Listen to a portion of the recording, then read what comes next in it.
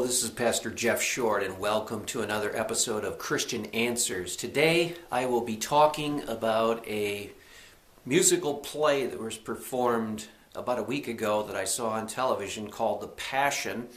It was directed and produced by Tyler Perry, who is an executive director and producer and actor. And he put together a passion play depicting the last few days of Christ's existence on earth before the resurrection and the crucifixion. And it talked about his disciples, and it talked about the things related to what is called the passion plays. Now that is a term that's gone back many centuries. The most famous passion play is, of course, in Germany today, and tourists come from all over the world to see this in Germany. But Tyler Perry decided to do a passion play in New Orleans, and he decided to do it in a contemporary style. So the actors are all in street clothing. They're all depicted as mingling in New Orleans, and he uses contemporary music, and he tries to update the passion play. And it was a great attempt, because the idea of making the last few days of Christ's life a contemporary presentation is definitely a challenge, and he did that. And I wanted to just review some of the good and some of the bad that I saw come forth from this presentation. It involved a number of famous musicians, and it also involved some well-known Christian artists. Michael W. Smith was one of the disciples. Yolanda Adams also sang in this passion play. And it was presented in front of a live audience. And there were all kinds of different things that made this kind of a unique presentation of the last few days of Christ. And I wanted to just review some of the good and some of the bad, as I said before. Now, the good parts that I felt that were strong included the best part of the whole thing was a sermon at the end by the creator of this passion play, Tyler Perry. He actually got to preach, and he preached the gospel. He talked about sin. He talked about Jesus dying on the cross for sinners, and he actually presented a fairly solid biblical gospel presentation at the very end. And he actually did explain why Jesus had to die on the cross and what he did as a sacrifice for our place, for our sin, that by believing we can have salvation in his name. So he really did a good job of summarizing the gospel in his little brief 2 or 3 minute sermon at the end. And it was amazing they actually allowed this to happen on network television here in the 21st century. We live in a secular, paganized society. They actually allowed that to happen without editing it out. Of course, it was a live production, so they couldn't really cut him out because he was the creator and the impetus for the whole passion play in New Orleans, and so it was live. But I think if it had been pre-recorded, they probably would have edited that sermon out, because it was a very strong gospel presentation. Talked about sin, talked about judgment, talked about Christ as a sacrifice for our sins, the whole presentation, and it was a very clear presentation. So that was the best part of the entire passion play reenactment. Another good point I want to mention was that they did try to update or contemporize the passion play. Now, you saw a number of years ago Mel Gibson present a movie called The Passion of the Christ, and he portrayed the passion sequence. Passion means suffering, the suffering of Christ, the passion of Christ, suffering of Christ. He portrayed it in the biblical first century era, which is recorded in the Bible. So there was no translation needed as far as the way the disciples dressed, the way they looked. There was no attempt to make it contemporary in Mel Gibson's The Passion of the Christ. Well, Tyler Perry decided to make it 21st century setting. The dress and the mannerisms and the talking and the scenes were all in contemporary New Orleans. So 2016 New Orleans was the setting for the Passion Play. And that produced a lot of interesting scenes. There was one scene in the Garden of Gethsemane. If you remember, the biblical story shows Christ with his disciples, and he went to the Garden of Gethsemane. And then some of them were sleeping, and he would go off and pray to the Father. Well, in the contemporary Passion Play by Tyler Perry, the disciples and Jesus were gathering in a park in the city, and you could see the background, and there was a bridge in the background, and they were actually close to sitting underneath a bridge in a park, a grassy area, and it was totally contemporary, totally. There was no attempt at all to make it ancient biblical first century. It was all contemporary. Also, after Peter denied Christ 3 times, he was actually walking down a street in New Orleans. And it was a contemporary scene. And so the whole Passion Play was presented in a contemporary scene. And it was very interesting. And you have to give them credit for trying to do that, because that is quite a challenge, to make the biblical account of Christ's last days in a contemporary scene. Now, this was done before, and evidently in Netherlands, they do this every year on television. They show a contemporized version of the last 3 days of Christ's life. And so this is a copy, or it's sort of a recreation of what they were doing in Europe, Northern Europe, the Netherlands. And this was brought to America, brought to in the English language, and it was done. And I think you have to give them an A for effort to trying to make this happen in a contemporary street style of today. So those were some of the positives of the presentation, and I think it's also a positive whenever you have a secular pagan nation like our culture is today, and I have to say that with sadness. Our nation was once a Christian, semi-Christian, or at least it had a Christian worldview. Now the population in our culture is mostly secular, and there is very few remnants of a Christian worldview in our culture. So anytime there is a topic like Christ or the Bible or any kind of Christian biblical story told on TV, we have to thank the Lord for that, because that gives our culture at least some kind of a witness to the truth of God. So those are some of the positive aspects of this Passion Play. Now let me move to some of the criticisms of this Passion Play. I think the number one criticism I have of this Passion Play is that it is a Passion Play depicting the last days of Christ's life without a crucifixion scene. Now, it's almost unheard of, and I've never seen anyone ever attempt to carry out a Passion Play, the Passion of the Christ, the suffering of Christ, without actually showing any of the suffering of Christ.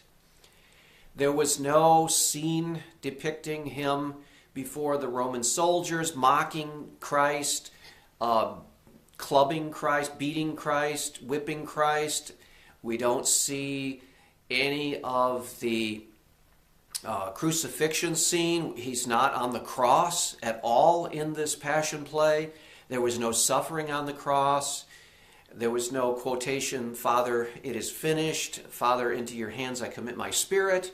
There's no Jesus on the cross in this Passion Play, which is amazing, because the whole story of the Passion Play is supposed to depict the passion or suffering of Christ on the cross and before the cross, and it doesn't show any of the suffering of Christ. So a very strange way to show the passion of Jesus Christ when not showing any of the suffering of Christ. And I'm not sure that that can be done. I don't think it was done.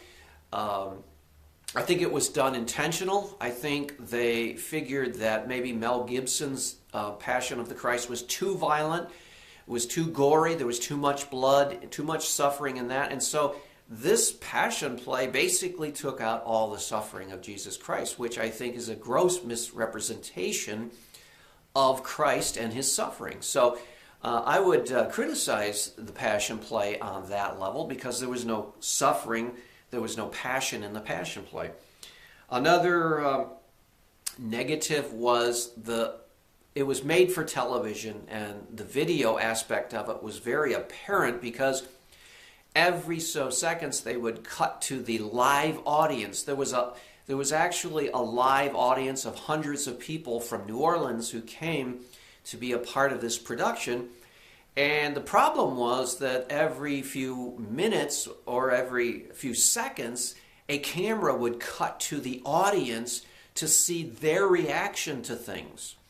And I thought that was very distracting because here you have a scene of Christ talking to his disciples or saying something, and then the camera cuts to the audience to show the faces of the people, as if the faces of the people and the reaction was very important, and it was sort of an essential part of the narrative of the Passion play. And it's not a very essential and important aspect. In fact, it was very distracting, and there was an attempt almost to try to make the audience almost as important as the characters in the play. Now, they wanted to do that to show the live aspect of the production, but I think that they went overboard in that. And another place where they tried to interject the live television aspect of this was that they would actually have segments. They were maybe 3 or 4 segments during the whole presentation where they would cut live to the street, and a reporter would be reporting live and talking to people about the Passion of Christ and the cross. They also had a cross that was proceeding across New Orleans, which I thought was a good idea. It was an illuminated cross where maybe 20 or 30 people were carrying this lighted cross in the streets. They had shut down streets to make a procession through New Orleans, and they were interviewing some of the people who were participating in this procession with the cross, and they would ask them about what Jesus meant to them, and they would ask them some pretty personal things about their life. The problem was the reporter wanted to keep it upbeat and up-tempo, and there was one scene where a guy was really going into an important part of his life and how Christ changed his life, and the reporter seemingly was uncomfortable with that and wanted to quickly change to an upbeat topic, light, fluffy news story. And so you had this sort of a conflict of interest here. Here's a reporter out on the street asking people what Jesus Christ means to them. And then when they start getting serious and deep in soul searching, she would quickly change the subject because it was too intense and too soul searching for her light, fluffy reporting duties. And it was kind of a bad combination where she's actually asking people personal questions and then backing away when they started answering them in a personal way. So I think that was a negative part. I think they could cut that interviewing aspect out, or at least if they're going to interview people and ask them about what God means to them, actually let the reporter not talk and not try to change the subject, and let that reporter actually listen to the people as they share their hearts about what God and Jesus Christ means to them. So that was a negative. Another thing that was a negative is that the Passion play was not simply about what happened the last few days of Christ's life. There was actually an attempt to apply the suffering of Jesus Christ in a contemporary way. Now, liberal pastors and contemporary churches try to do this all the time, and they try to make the gospel relatable to the modern man, which is not something that we should actually be trying to do, overly emphasize the contemporary and trying to show that the gospel is relevant. Of course the gospel is relevant because we're all sinners and we need salvation. But in this Passion play, there was an attempt to show that the people of New Orleans had suffered under Hurricane Katrina, and that Jesus in his sufferings can relate to the suffering of the people of New Orleans. And then it went on and on about the people of New Orleans and how they had to overcome adversity, and Jesus on the cross had to overcome adversity. There was this attempt to try to make the suffering of Christ somehow relatable, as if you had to do that.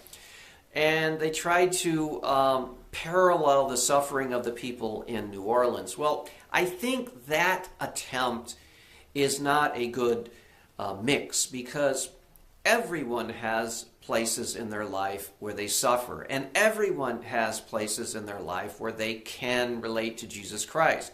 But to actually try to tell the passion of Jesus Christ, his suffering, around the Easter season, and then try to just talk in terms of the people of New Orleans, it seems like a misapplication. This seems like another application for another sermon on another teaching from the Bible, but not when you're trying to present Jesus Christ. I think it took away from the purity of the actual events around the last few days of Christ's life to try to make New Orleans the case example of suffering. A lot of cities, a lot of people, a lot of situations in our country have gone through suffering. And we need to definitely apply the Bible to the cases of suffering. But we don't want to try to do so in a way that might actually take away from the Bible account of Christ's suffering. Let's let Christ suffer on the cross in the context of what he was doing, and not try to do it in an artificial way to relate to our own contemporary suffering. Because quite frankly, there was nothing in New Orleans that anyone had to suffer that was like Christ suffering on the cross. And to try to make that a point of contact is really, I think, distracting from what Christ was doing on the cross. His suffering was unique. His dying on the cross and dying for the sins of the world was unique. It was a one-of-a-kind suffering. So we have to be careful there that we don't try to be too hip, too with it, too contemporary, too relating to what Christ went through, because we won't ever really know what Christ went through, the depths of his suffering. Because after all, it wasn't just a physical suffering that Christ went through on the cross. It was a spiritual suffering. He actually died for the sins of sinners. He actually suffered at the hand of the Father. The wrath of God the Father was poured out on Christ in our place. So that kind of suffering is really unique, and we need to not cheapen it by trying to relate the idea of suffering and apply it to our time today. Even no matter what the case is today, no matter what we go through, it's not going to be like the suffering of Christ. So that was, I think, a negative. Another negative is, I think, the music that was used in the Passion Play was problematic in the sense that you have situations where Jesus is doing and saying things, as we all knew because we've read through the Bible. And to take a contemporary song that was written for another time and another purpose, and then use it in a way that is supposed to relate to what Jesus was teaching or going through or suffering, really doesn't do justice to what Christ is actually doing in the last 3 days of his life. For example, I think the worst case of this was Jesus is in the garden suffering. He's in the Garden of Gethsemane. He leaves his disciples. We're all familiar with this account. He goes off by himself and he prays to God the Father. He says, if there's any way this cup can be taken from me, this cup of suffering, nevertheless, your will, Father God, not my will. So he surrenders himself to the will of God the Father. Well, the song that was put in the words of Jesus, actually Jesus in this Passion Play sang this song, was a song by the contemporary rock group Train, and it was called Calling on You Angels. Now, it's a nice song. It's a good song. I've heard this song for about 4 or 5 years, and I've liked the tune, and the words were good because it was talking about calling on the angels, and the melody was interesting and catchy. So I liked the song, and I was familiar with it. But in the words of Jesus in the garden, when he's calling out to God the Father, it was inappropriate. First of all, he's not calling to the angels. I think the people who put together the Passion play here, Tyler Perry and the other directors and executive producers and so forth, I think they thought, well, you know, angels is close enough. We're going to have Jesus actually singing, calling on you angels, and so forth. And the lyrics of the song relate, but the problem is they relate inaccurately. Theologically speaking, Jesus Christ in the Garden of Gethsemane is not calling on angels. He's not talking to the angels. He's not talking to an angel. He's talking to God the Father. And there's a difference. There's a big, important difference between surrendering his will to God the Father and calling on the angels. Now, there could have been another place in the Passion of Christ that might have been appropriate, where Jesus makes a reference to the fact that if he had wanted to, he could have asked the Father to send angels to assist him to get out of his suffering, and yet he does not. He says that, and we know that from the Bible because it says in the Bible.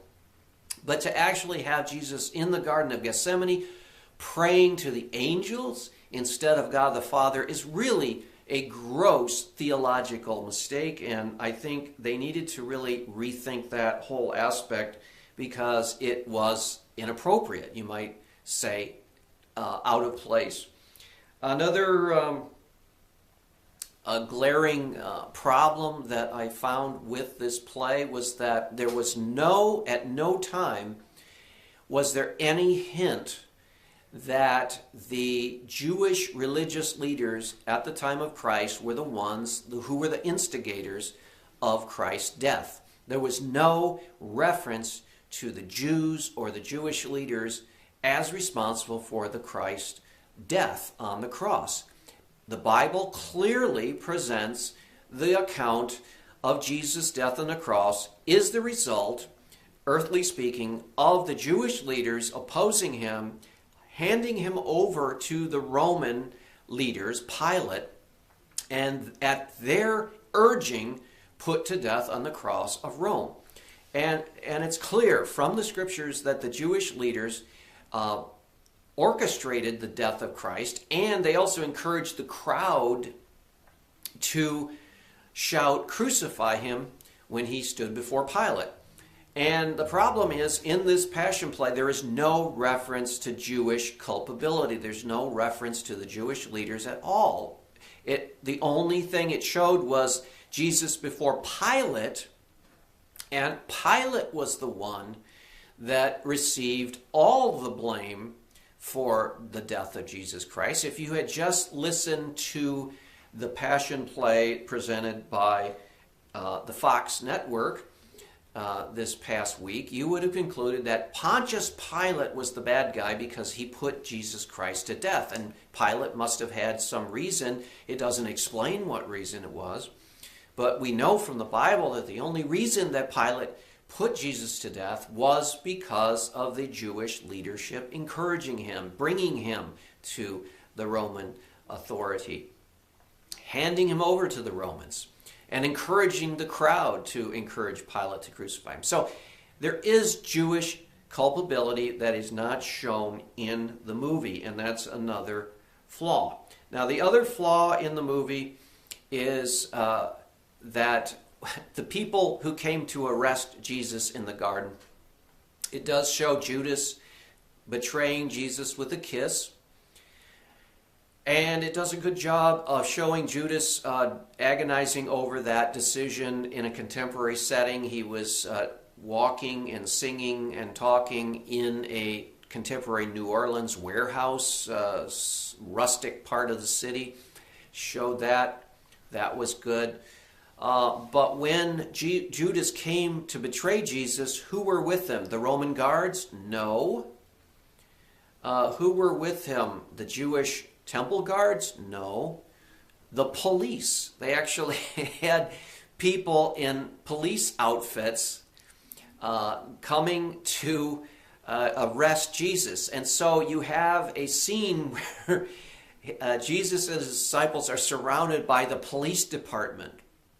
And then they grab Jesus and they haul him off in a police van. And they put Jesus in a jumpsuit, an orange jumpsuit, with some other criminals. It's a contemporary passion play, yes. But this seemed a blatant attempt to equate the police, the contemporary police officers, with the bad guy Roman soldiers and guards who took Christ to be crucified. And in light of the contemporary controversy we're seeing in society today, a movement by some people to try to demonize the police, to say that they're bad, they're all corrupt, you can't trust a police officer, they shoot people without cause, they just do all this. But there's a movement in our country today to try to demonize police and to blame the police for all of the violence in the cities and to let the victims go free and that kind of a thing. To have a passion play where you have the police coming to arrest Jesus, and it just smacks of sort of a political theme in some of the inner city situations. And I thought that could really have been avoided. There needed to be a way to avoid making the police the bad guys. And then also on the other hand, like I mentioned before, totally failing to mention anything about the Jewish leadership at the time of Christ that were responsible for Christ. So the movie, the play rather, has a number of flaws in it. It has a number of shortcomings. Overall, though, I think the attempt was good. I think there needs to be another attempt. I hope that there is another attempt by someone who really thinks through the theological issues and also thinks through the contemporary political issues and doesn't try to mix them and doesn't try to say too much with a passion play of Christ. I think what is appropriate is when a producer-director tries to present the way Christ died and rose from the dead. Another aspect was there was no resurrection of Christ. All we see is that at the end, Jesus Christ is standing on a very tall building at the end, and we assume that he rose from the dead. But it doesn't show any tomb. It doesn't show any disciples running to the tomb or anything like that. It just leaves us sort of wondering what happened. So, again, the attempt to make a contemporary Passion of Christ was notable and noble. It failed on a number of counts, and I hope that there is someone else who comes along and then tries to improve on that, because if it could be done, it would be truly a creative, artistic thing to do.